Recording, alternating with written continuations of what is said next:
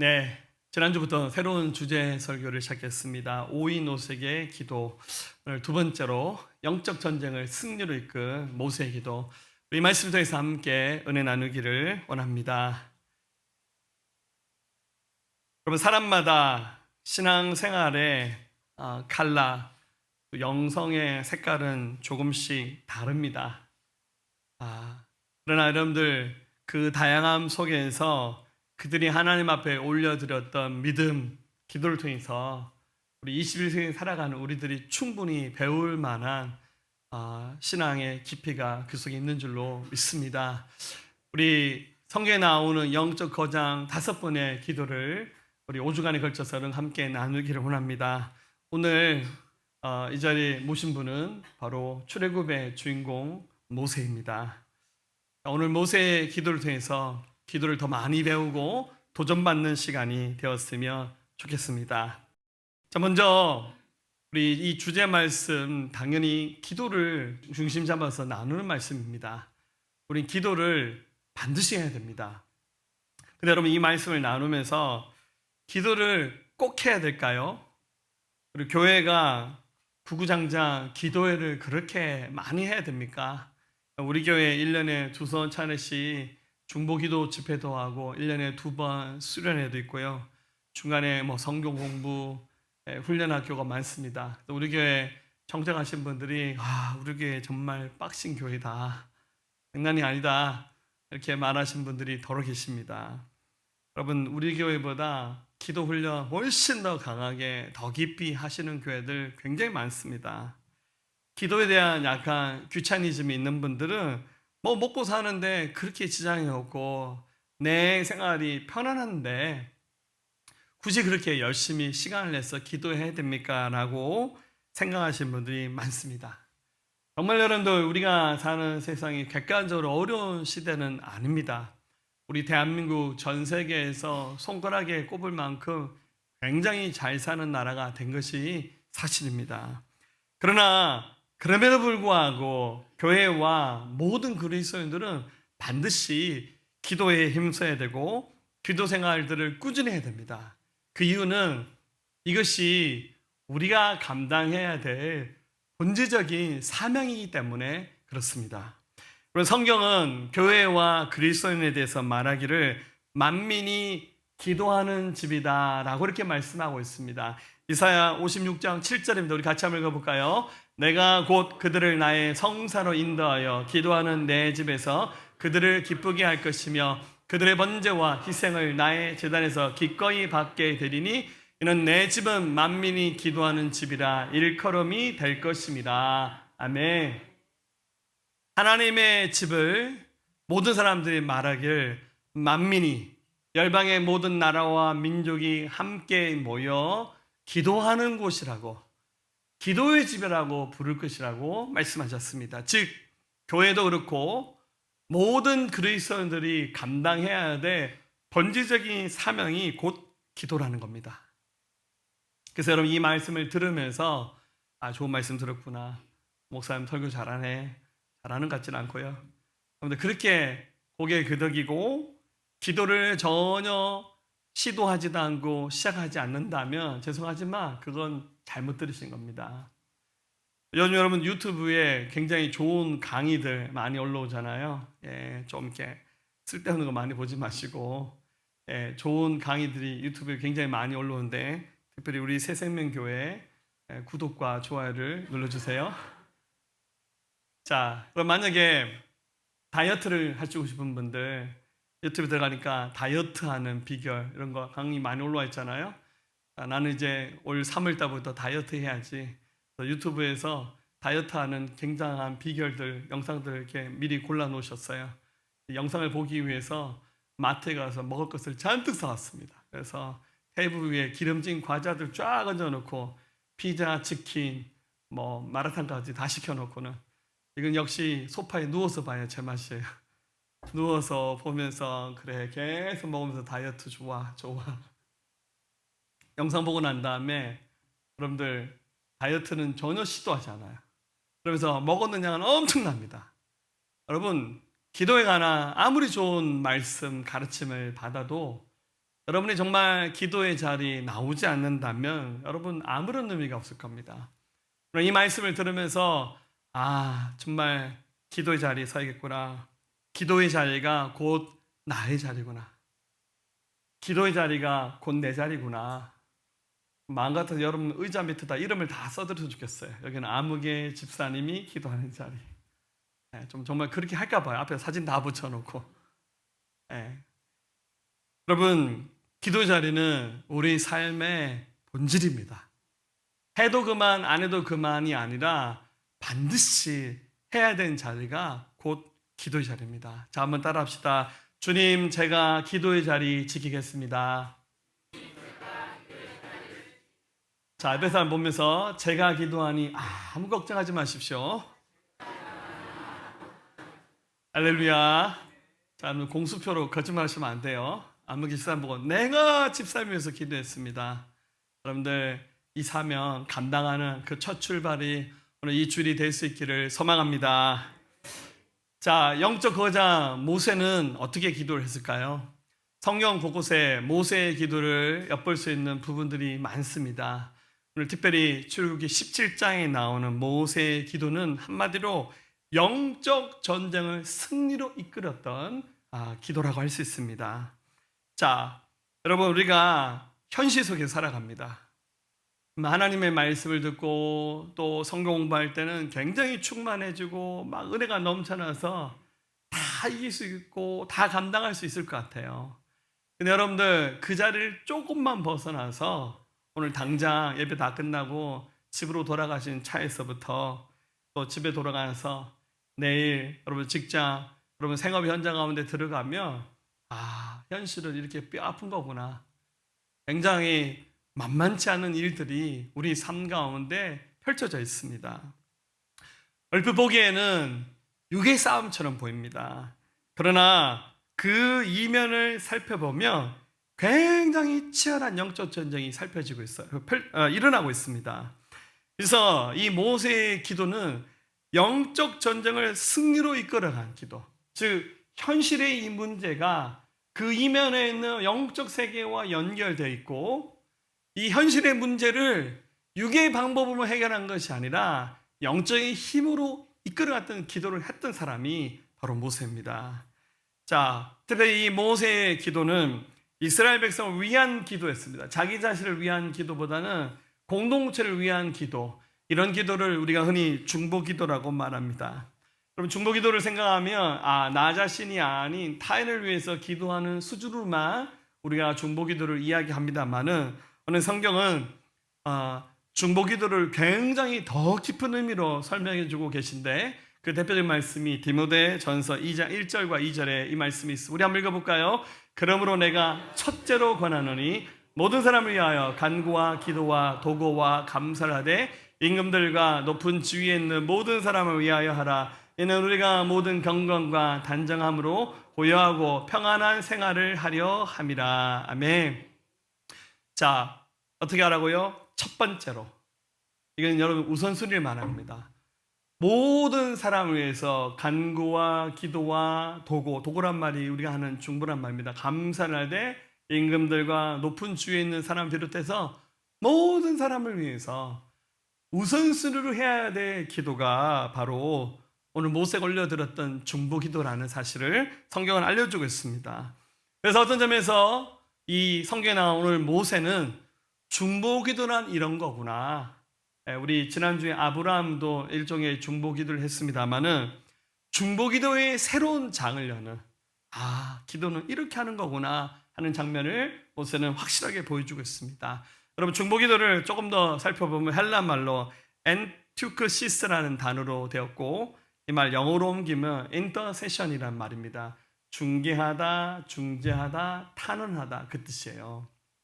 즉 하나님과 사람 사이 그 중간에 중재자가 서서 하나님과 그 사람 사이를 이어주는, 하나님과 관계가 끊어져 있고 그 관계가 소원한 사람들을 이어준 역할을 하는 것이 그게 바로 중보기도입니다. 여러분 모든 사람들이 다 열심히 기도하지는 않습니다. 자, 여러분들 양심에 손을 얹고 이번 주에 밥 먹을 때 빼고 나는 1분도 기도하지 않았다. 이런 재앙이 없었으면 좋겠지만 이런 분들이 계셔요. 예. 희한하게 기도가 그렇게 안 돼요. 기도에 집중을 못하는 거예요. 아마 식사 기도도 안 하고 생활하시는 분 있을지 모르겠습니다. 희한하게 기도에 대한 동기부여가 안 되고 기도의 자리에 엎드리지 못하는 사람들이 꽤 많이 있습니다. 그런데 기도에 대한 하나님의 감동이 있는 사람들이 하나님과 그 사람 사이에 막혀있는 문제들을 연결하는 기도를 바로 중보자가 그 사명을 감당해야 됩니다. 그래서 우리 교회 안에서 이제 우리 교회 사람들이 적진 않습니다. 우리 제적으로 하면 사람이 꽤 많이 됩니다. 우리 주보를 만들면 이번 주에 너무 장기적으로 결석하신 분들 주보에서 이번 주 이름을 많이 뺐습니다. 할렐루야. 네, 우리 교회 사무 프로그램에서는 지우지 않았습니다만은 꽤 많은 사람이 있습니다. 여러분, 우리 교회 안에 있는 사람들 단 한 사람도 기도를 받지 못하는 사람이 없어야 됩니다. 저도 여러분들을 가능하면 이름 다 불러가며 기도하러 애쓰고 있고, 여러분들의 목장의 목자들, 교사들, 많은 분들이 기도로 우리 공동체를 덮으면서 하나님 앞에 나가고 있습니다. 자, 모세가 중보 기도란 이런 거다, 깊이 있는 기도는 이런 거다라는 것을 보여줬는데, 모세가 구체적으로 어떤 기도를 했을까요? 자, 첫 번째로 모세는 현실의 문제를 영적인 안목으로 풀어내는 기도를 시작했습니다. 자, 지금 우리가 처하고 있는 상황과 환경도 만만치 않지만 지금 모세가 이 출애굽기 17장에서 직면하고 있는 상황은 더 만만한 상황이 아니었습니다. 자, 그러나 이 문제를 모세는 영적인 안목으로 풀어보면서 통찰력 있게 바라보는 일을 시작합니다. 자, 모세에 대해서 잘 모르신 분에서 잠시 설명합니다. 모세는 이스라엘 백성을 이집트에서 탈출시켜서 여러분들 하나님의 약속의 땅인 가나안으로 이끌어가는 사명을 감당했던 사람이 바로 모세입니다. 지금으로부터 약 3,500년 전에 있었던 사건입니다. 우리 지도를 보면 이스라엘 백성이 이집트의 고센 땅에서 약 400년간 살았습니다. 그러면서 하나의 은혜로 이 고센 땅을 탈출하여서 여러분들 우리 삼면이 바다인 이 시나이 반도를 통과해서 우리 북쪽으로 쭉 올라가면 하나님의 약속의 땅인 가나안 땅, 이스라엘 땅으로 들어가게 됩니다. 여러분, 근데 3,500년 전입니다. 완전 아날로그 시대입니다. 세계의 역사를 보면 그 청동기 문명에서 철기 문명으로 넘어가는 시점이었고, 또 이스라엘 백성은 이집트에서 400년간 일종의 보호를 받으며 살았어요. 400년 동안 전쟁을 해본 적이 단 한 번도 없어요. 군대가 없습니다. 무기가 없어요. 근데 이집트에서 너무 급히 빠져나와서 그나마 뭐 소떼 양떼 좀 끌고 나왔을 정도지 그들 손에 변변한 무기 하나 갖고 있지 못했어요. 그런데 이 시나이 반도를 통과하면서 오늘 성경 보니까 르비딤이라고 하는 지역을 통과하는데, 여러분들 그 시나이 반도 아래쪽에 시내산이 있죠. 시내산 좌측에 신광야와 시내 광야 사이에 있는 지역을 이스라엘 백성이 통과하는데, 이 르비딤에 있던 아말렉이라고 하는 원주민들이 전쟁을 걸어왔습니다. 자, 이스라엘 백성은 숫자적으로는 한 300만 명, 많으면 한 400만 명 가까이 됩니다. 그런데 싸울 줄 아는 사람이 거의 없어요. 무기가 없습니다. 여기 있는 아말렉 민족은 굉장히 호전적인 민족입니다. 완전히 싸움닭처럼 전쟁에 능한 사람이고, 그리고 이스라엘 백성은 이 지리 자체를 처음 경험해 본 것이에요. 여기를 처음 지나가 봅니다. 지형적으로도 이 지역을 잘 알지 못합니다. 근데 여기 살고 있는 아말렉이 이스라엘 백성과 싸워서 이긴 것은 말 그대로 식은 죽 먹기입니다. 이런 어려운 문제가 확 다가왔습니다. 여러분 어떻게 하셔야겠습니까? 모세는 이 현실에 주어진 어려운 문제를 영적인 안목으로 하나님의 눈으로 바라보는 일을 먼저 시작합니다. 그래서 모세가 어떻게 합니까? 이것은 육의 방법으로 되는 것이 아니라 기도할 때 되는 것이겠구나. 그래서 8절 9절에 그때 아말렉이 와서 이스라엘과 르비딤에서 싸우니라. 모세가 여호수아에게 이르되 우리를 위하여 사람들을 택하여 나가서 아말렉과 싸우라. 내일 내가 하나님의 지팡이를 손에 잡고 산 꼭대기에 서리라. 자, 이 현실의 문제는 전쟁입니다. 근데 모세는 나이가 굉장히 높았습니다. 전쟁을 주의하기에는 너무 나이도 많았고, 그리고 이 전쟁의 상황이 만만치 않은 상황이 펼쳐졌어요. 그래서 어떡합니까? 군대 장관 역할을 했던 여호수아에게 네가 사람들 거느리고 나가서 이 싸움에서 이기도록 네가 이 전쟁을 주해라. 대신 나는 하나님의 지팡이를 손에 들고 나는 산 꼭대기에 올라가겠다. 무슨 말이죠? 기도하겠다는 뜻이에요. 여러분, 모세가 자신의 분신물처럼 들고 다니는 게 있었는데 그게 바로 뭐냐면 지팡이였습니다. 어찌 생각하면 아이고 나이 많은 할배여서 지팡이 쥐고 다니는갑다. 그게 아니라 그가 이 지팡이를 통해서 하나님의 능력을 경험했거든요. 하나님의 부르심을 받았던 순간 모세가 하나님 저 말도 못하고요. 나이도 너무 많아서 저 못합니다. 막 이렇게 막 하나님 앞에 핑계대서 하나님 하셨던 말씀 중에 하나 뭡니까? 모세야 네 손에 있는 지팡이 한번 던져보라고. 그래서 지팡이 던지는 거 어렵지 않죠? 지팡이를 딱 던지니까 지팡이가 뱀으로 바뀌어버렸어요. 그리고는 지팡이 꼬리를 잡으라는 거예요. 그래서 그 뱀의 꼬리를 잡으라는 거예요. 딱 잡으니까 다시 지팡이로 바뀌었습니다. 여러분, 이집트는 뱀을 우상으로 숭배하는 나라입니다. 그래서 그의 지팡이가 뱀으로 바뀌었다가 다시 지팡이로 바뀌는 것은 하나님의 능력이 함께 하셔서 저 이집트를 하나님 충분히 꺾을 수 있는, 이길 수 있는 은혜를 주신다는 약속의 계시가 바로 이 지팡이 속에 담겨져 있는 거예요. 그래서 그 이후로 이 지팡이가 뱀으로 바뀐 적은 단 한 번도 없습니다. 모세는 지팡이를 꼭 쥐고 다니면서 뭐 있겠습니까? 이 지팡이를 우상처럼 섬겼다는 말이 아니라 이 상황 속에서 뭐를 선택했습니까? 기도를 선택합니다. 여러분, 현실에 굉장히 많은 어려움들이 확 다가오는 순간 결정하셔야 돼요. 기도할 것인가? 사람을 의지할 것인가? 기도할 것인가? 인간적인 모든 방법을 다 동원할 것인가? 뭐 내가 아는 뭐 사돈의 8천, 뭐 아만 사람 다 동원할 것인가? 어디 가서 힘쓰려면 거기에 청소하는 아줌마로 한 명 알아야 돼요. 할렐루야.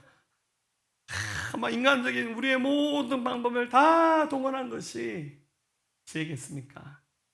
여러분, 이 전쟁이 터질 법할 이 위기 앞에서 아무도 그런 생각, 그런 결단하지 않았지만 모세는 이것은 영적인 힘으로 풀어내야 될 순간이구나. 모세는 어떻게 합니까? 기도를 선택했습니다. 하나님의 방법이 틀리지 않았고 모세의 선택이 틀리지 않았습니다. 여러분, 모세가 선택했던 것처럼 현실의 어려운 문제 앞에서 주눅대고 두려워하지 마시고 여러분들 영적인 안목으로 모든 것을 바라볼 수 있기를 우리 주의 이름으로 축원합니다. 두 번째는 모세는 어떻게 합니까? 이 영적인 문제로 이 모든 것을 바라보면서 정상에 올라가서 큰 그림을 보았던 기도를 시작합니다. 여러분, 눈앞에 딱 보이는 것만 생각하면서 기도하면요, 여러분 기도를 어떻게 하냐면, 죄송합니다, 이렇게 표현해 볼게요. 좀 째째한 기도를 합니다. 하나님, 내 눈앞에 있는 거 이거 없애주시고 원수를 제거해 주시고, 하나님, 굉장히 여러분들 우리 눈에 보이는 일신상의 문제에 갇혀있는 기도를 하죠. 근데 여러분들, 모세는 이 전쟁을 앞두고 영적인 안목으로 이것을 보기 위해서 어떻게 합니까? 가능하면 높은 산에 올라가려고 힘썼습니다.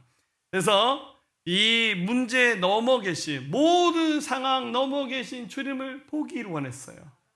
여러분, 너무 눈앞에 있는 문제만 쳐다보면요, 하나님이 안 보여요.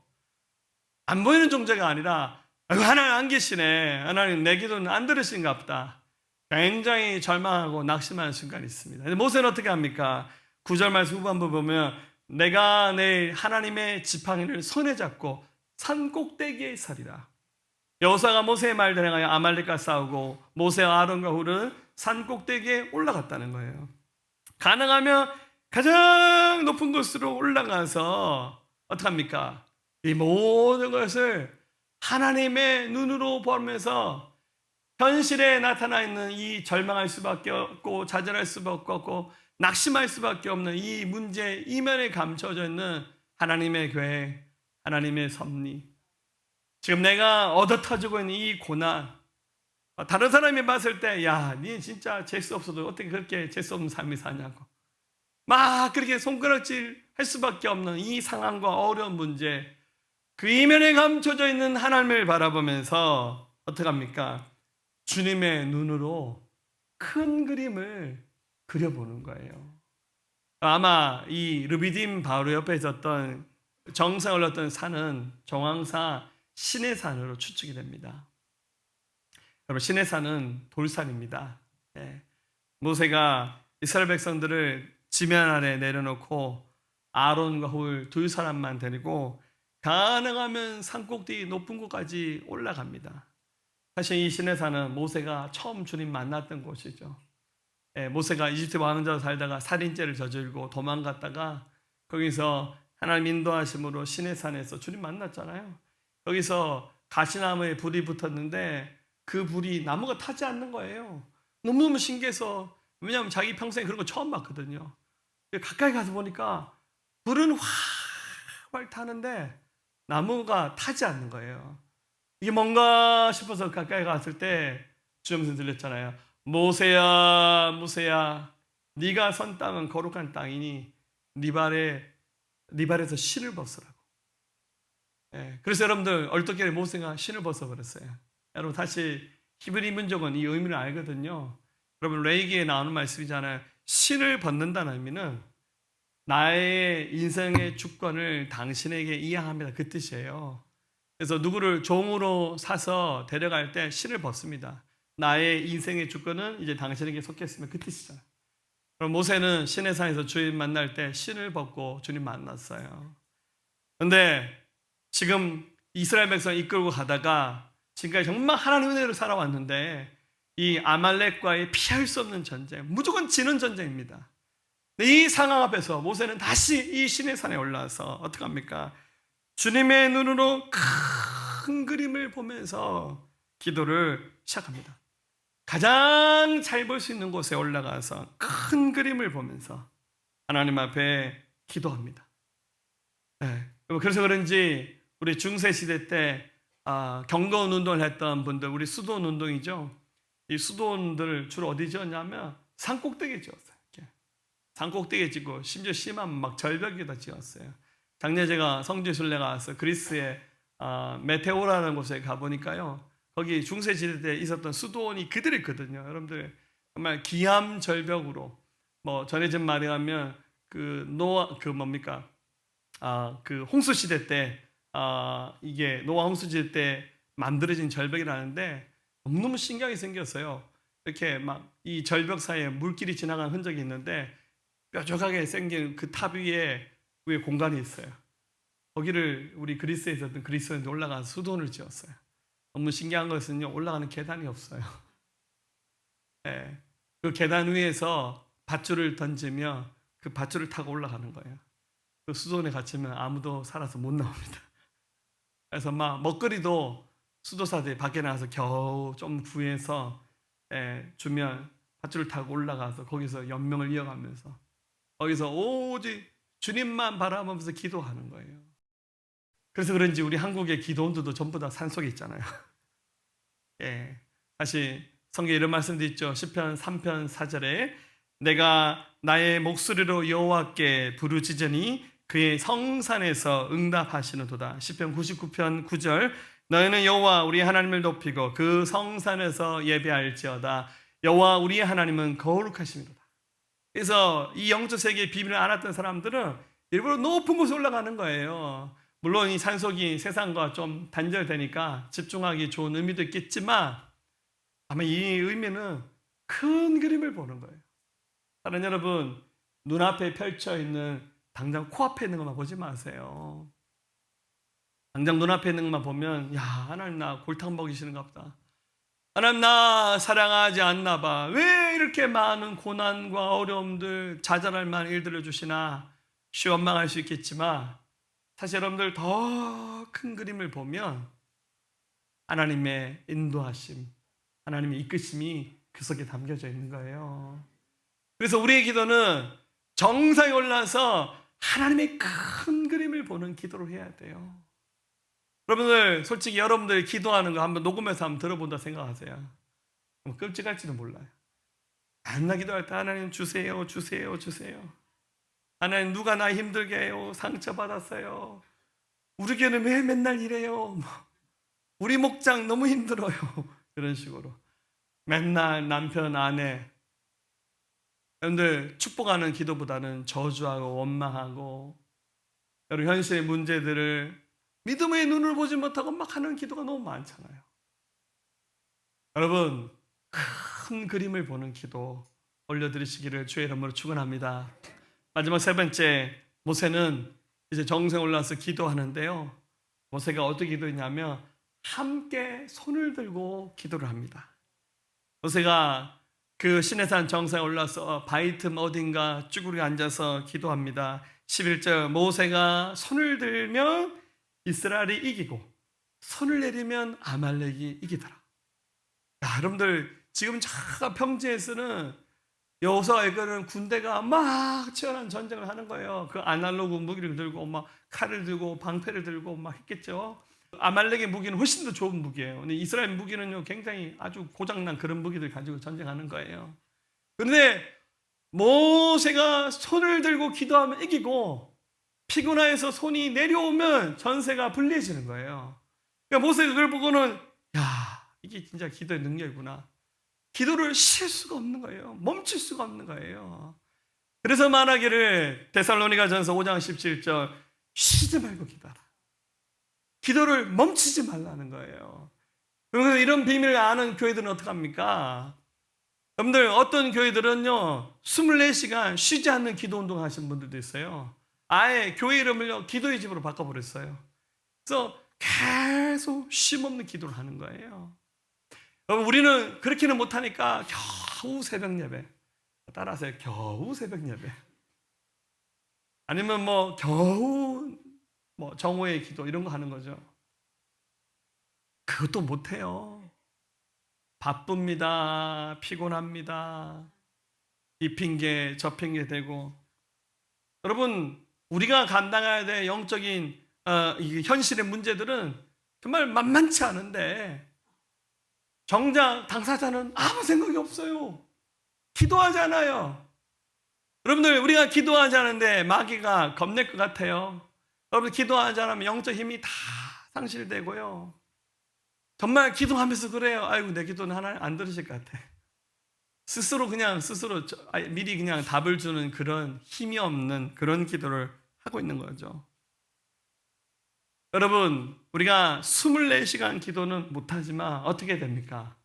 함께 손을 잡고 하는 기도는 시작해야 돼요. 내가 기도하지 못할 때 옆에 사람이 바탕을 이어서 함께 기도해 나가는 거예요. 네, 함께 손을 맞잡고 쉬지 않고 육신의 언약함을 이어가면서 교회가 그렇게 함께 기도하는 거예요. 여러분들 12절 13절 보세요. 모세의 팔이 피곤함에 그들이 돌을 가져다가 모세의 아래에 놓자 그가 그 위에 앉게 하고 아론과 우리 한 사람 이쪽에서 한 사람은 저쪽에서 모세의 손을 붙들어 올렸더니 그 손이 해가 지도록 내려오지 아니한지라. 여호수아가 칼날로 아말렉과 그 백성을 쳐서 붙입니다. 그래서 아론과 훌이 이 장면을 보면서 모세의 기도가 끊어지지 않아야겠구나. 그들이 돌을 가지고 급히 의자 같은 거 하나 만들고는요 모세를 거기 앉게 하고는 모세의 팔을 양쪽에서 붙잡아요. 그래서 그의 팔이 내려오지 못하도록, 물론 팔을 들고 하는 기도가 영빨 있는 기도인지 모르겠습니다만은 적어도 모세의 기도가 끊어지지 않도록 그들이 함께 옆에서 팔을 붙들고 모세의 손이 내려오지 않도록 붙잡았습니다. 이게 함께하는 기도였습니다. 얼마 전에 그 설날 연휴 때였나요? 영화를 한 편 봤는데 설날 연휴 아닌가 언제 봤더라? 아무튼 이순신 시리즈 중에서 세 번째로 노량이라는 영화가 나왔죠. 내용 다 알잖아요. 뭐 이미 다 아는 영화지만 뻔한 거지만 그 영화를 봤는데요. 글쎄 모르겠어요. 시나리오를 크리스찬이 썼는지 모르겠지만 저는 그 영화 보면서 굉장히 은혜 받았어요. 와. 그 여러분들 일본과 우리 조선이 전쟁하는 가운데 노량해전 굉장히 치열한 전쟁 가운데 조선이라는 나라를 이끌었던 우리 수군의 장수는 이순신이잖아요. 우리 군대가 굉장히 힘들게 밀리고 있었던 순간, 여러분 이순신이 선택한 방법이 뭔지 아십니까? 그 대장선 한가운데 큰 북이 있었는데요. 이순신이 그 한가운데 내려와서 북채를 들고는 북을 치는 거예요. 여러분 많이 쉽지 한 번만 쳐도 그 진동에 의해서 팔이 아플 것 같아요. 네, 대장 이순신이 북을 쿵 치니까 그 소리가 그 바닷가를 메웠던 우리 조선의 수군들이 닿는 그 배에 들리는 거예요. 그러니까 병사들이 우리 대장이 우리를 독려하기 위해서 저 북을 치네. 그러니까 그 북소리를 들으면서 막 힘을 내는 거예요. 그래서 대장산에 타고 있었던 그 군사들이 옆에 바리케이트를 쳐서 이순신을 보호하는 거예요. 총탄이나 화살이 날아오지 못하도록 보호하면서 장군이 치는 그 북소리가 멈추지 않고 계속 보호하는 거예요. 이렇게. 나중에 물론 이순신이 거기서 총알 맞아서 쓰러졌을 때 그 다음 어떻게 합니까? 그 다음 그 아래에 부하가 일어나서 계속 북을 치는 거예요. 병사들은 누가 치는지 몰라요. 처음에 이순신이 치는 줄 알았는데 나중에 이순신은 쓰러졌지만 그 다음 바톤을 이어왔던 사람이 계속 북을 치는 거예요. 그러니까 그 북소리를 들으면서 우리 조선의 군대가 이겼습니다. 저는 여러분, 우리의 기도는 어쩌면 그런 것인지도 몰라요. 함께 손을 맞잡고, 나의 기도로는 연약하고 부족할 수 있어요. 그러나 함께 손을 잡아주면서 그 손을 높이 들고 기도하면서 전쟁을 이끌어가면서 하나님께서 승리를 선물로 주실 겁니다. 이 전쟁 이기고 난 다음에 14절에 여호와께서 모세에게 이르되 이것을 책에 기록하여 기념하게 하고 여호수아의 귀에 외어 들리라. 내가 아말렉을 없이하여 천하에서 기억도 못하게 하리라. 즉 이 싸움은 그냥 이긴 게 아니에요. 기도로 이긴 싸움입니다. 이것을 기념하라는 거예요. 그리고 여호수아는 아예 외워서 달달 외우게 하라는 거예요. 오늘 이 사건, 이 순간 하나님의 말씀 어떻게 순종했고 어떻게 움직였는지 털씨 하나 빠뜨리지 않고 그냥 아예 가슴에 새기도록. 그럼 교회도 마찬가지입니다. 기도를 그냥 가르쳐야 돼요. 우리 자녀들이 우리 부모님의 그 기도 소리를 들으면서 그 흘렸던 눈물을 함께 나으면서 그 은혜를 받으면서 자라나야 돼요. 여러분들 우리 다음 세대 아이들 보면서 우리 아이들 걱정이다 걱정이다. 물론 요즘에 최고 걱정은 애들이 없다는 게 더 문제입니다. 늘 기회 날 때마다 하는 말입니다. 많이 나오세요. 할렐루야. 근데 문제는 여러분 우리 아이들이 왜 기도하지 않습니까? 간단해요. 엄마 아빠가 안 하는데, 부모님들이 안 하는데, 자식들이 갑자기 모세 같은 애가 태어나가지고 되겠습니까 여러분들? 우리가 가르쳐야죠. 우리가 기념해야죠. 그냥 통째로 외우게 만들어야 돼요. 몸에 배게 만들어야 돼요. 저희는 기도를 맨 처음 배울 때 옛날 목사님도 그랬잖아요. 기도할 때 가락지 손에 끼고 그리고 양반다리 기도는 불경에서 하지도 못했어요. 무조건 무릎 꿇고 그리고 그냥 이 손을 배에 꽉 끼고 기도해요. 아무나 손 들고 기도하는 건 아니잖아요. 여러분들 해보신 분은 아실 거예요. 이렇게 배에 손 대고 쫙 기도하면요 정말 배가 아파요. 우리 속에서 창자가 끊어지는 것 같아서요. 막 뒤틀면서 몸부림치면서 기도하면서 했지 않습니까? 그럼 이것을 우리 자녀들에게도 그대로 보여주면서 교회가 함께 기도의 손이 연결되고 이어져서 함께 하나님 나라를 세워가는 겁니다. 사랑하는 여러분, 우리 영적인 승리를 위한 기도를 배워야 됩니다. 우리는 치열한 삶의 고단한 문제 앞에 놓여 있습니다. 우리 힘으로 쉽게 풀 수 있는 문제는 죄송하지만 아무것도 없습니다. 모든 일을 기도로 시작해야 됩니다. 유명한 선교사 중에서 스탠리 존슨이라는 분이 있습니다. 미국 감리교회 선교사이시죠. 이분 인도에서 50년간 선교 사역을 하고 주님의 부르심을 받은 분입니다. 미국 타임즈에서 전 세계에서 가장 위대한 선교사로 1번으로 이 스탠리 존슨이라는 분을 순위에 매겨서 글을 올린 적이 있을 만큼 인도에서 50년간 사역하면서 설교만 6만 번을 하셨다고 합니다. 이분이 1971년 어느 날 뇌졸중으로 쓰러져서 아무것도 할 수 없는 신세가 되었습니다. 미국에서 가장 유명한 의사들이 다 달라붙어서 진료했지만 당신은 앞으로 볼 수도 없고 걸을 수도 없습니다. 눈에 초점이 모아지지 않고 손이 마비돼서 글을 쓸 수도 없었고 다리에 힘이 빠져서 걸을 수도 없었습니다. 이 절망적인 상황 앞에서 하나님, 저를 왜 이렇게 만드신 겁니까? 이 선교사는 이렇게 하나님께 묻지 않았습니다. 다만 이렇게 고백합니다. 하나님, 달라진 것은 아무것도 없습니다. 참으로 감사한 것은 나의 믿음이 흔들리지 않는다는 것입니다. 하나님께 모든 것을 맡기고 저는 기도하겠습니다. 의사는 안 된다고 말하지만 저는 아무 걱정이 없습니다. 그가 이렇게 작정하고 일주일 금식을 하고 그의 가족들이 격려함을 삼게 기도하면서 그들 입으로 선포하기를 나사렛 예수 그리스도의 이름으로 일어나 걸으라. 그래서 정말 일주일 후에 기적이 나타났습니다. 그가 일어나서 걷기 시작했습니다. 다시 보이기 시작했습니다. 걷지도 못한다 했는데 그가 일어나서 1km도 걷고 많은 거리를 걸으면서 그의 남아있는 생애 14개월 동안 살면서 50번의 설교를 더 했고 영적인 유언과 같은 거자 하나님의 예스라는 책을 마지막으로 쓰면서 주의 부르심을 받았습니다. 그의 가족들이 말하기를 그는 노년의 에녹처럼 하나님과 함께 걷고 있었고 하나님께서 그를 데려가셨습니다. 그러니까 마지막에 이렇게 고백했습니다.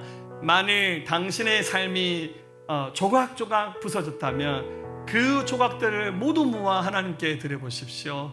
그러면 하나님께서 그 조각들로 아름다운 무엇인가를 만들어낼 것입니다. 갑자기 나를 엄습한 뇌졸중 발작은 장애와 슬픔을 견뎌내는 것이 어떤 것인지를 알려줄 뿐만 아니라 장애와 슬픔을 긍정으로 이용한 것을 삶으로 보여준 기회가 되었습니다. 예수님은 우리의 해질녘을 새벽녘으로 바꾸셨습니다. 우리 주님의 이름은 승리의 이름, 바로 여호와 니시입니다. 15절 16절 나온 말씀, 우리 주님은 승리의 깃발이십니다. 우리 주님의 힘을 의지해서 기도하는 사람들 반드시 승리합니다. 나의 기도가 약하신 분들 교회 안에서 함께 손을 붙잡고 그 손을 함께 들면서 기도하십시오. 주님은 바로 그 기도하시는 한 사람을 찾고 계십니다. 자, 한번 마지막 고백합시다. 주님이 찾으시는 그 한 사람 제가 되겠습니다. 자, 우리 손을 들고 주님이 찾으시는 그 한 사람 제가 되겠습니다. 아멘. 주 예수의 얼굴을 구하며 주 예수의 얼굴을 구하며 예배하는 세대 일어나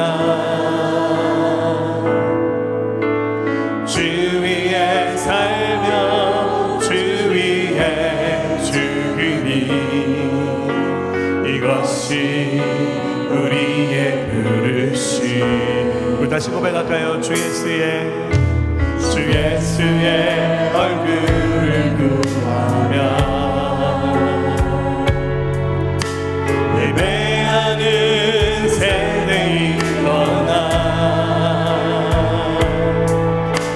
주 위에 살며 주 위에 죽으니 이것이 우리의 부르심. 살기 위해 주 따르지 않고 살기 위해 주 따르지 않고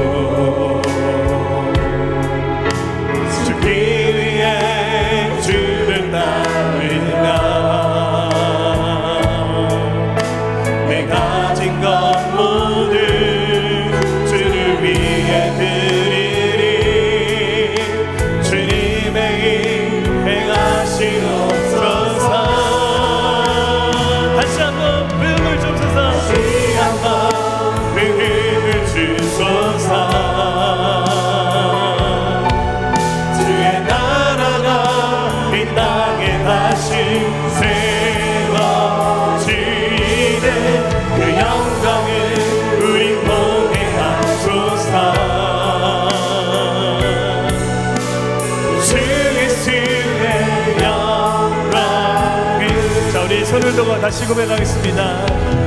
주 예수의 얼굴을 보며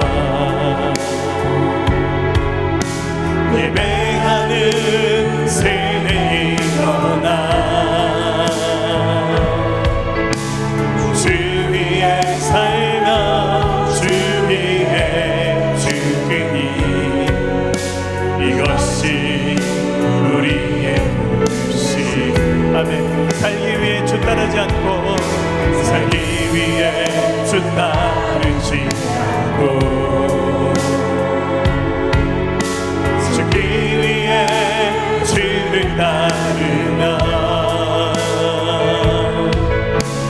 내 가짐과 모든 주를 위해 드리리. 주님의 일 행하시옵소서. 다시 한번 부흥을 주옵소서. 다시 한번 부흥을 주소서.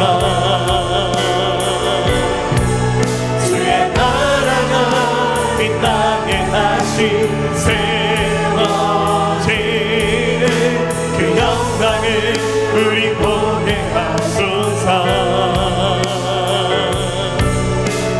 주 예수의 영광을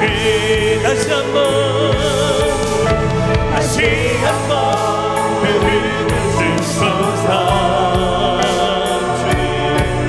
주의 나라가 이 땅에 다시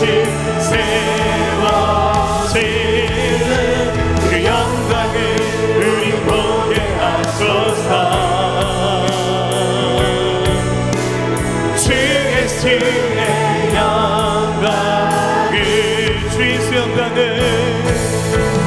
주 예수의 영광을 주 예수의 영광을. 아멘. 이제는 우리 주 예수 그리스도의 은혜와 하나님 아버지의 무한하시고 극진하신 사랑하심과 성령님의 감화감동 내주 역사 충만 교통하심이 오늘 예배한 사랑하는 성도의 모든 심령 가운데 이들의 일터와 학교와 나라와 민족과 모든 여방과 우리 새생명교회에 지금부터 영원토록 함께 하옵시기를 간절히 축원하옵나이다. 아멘.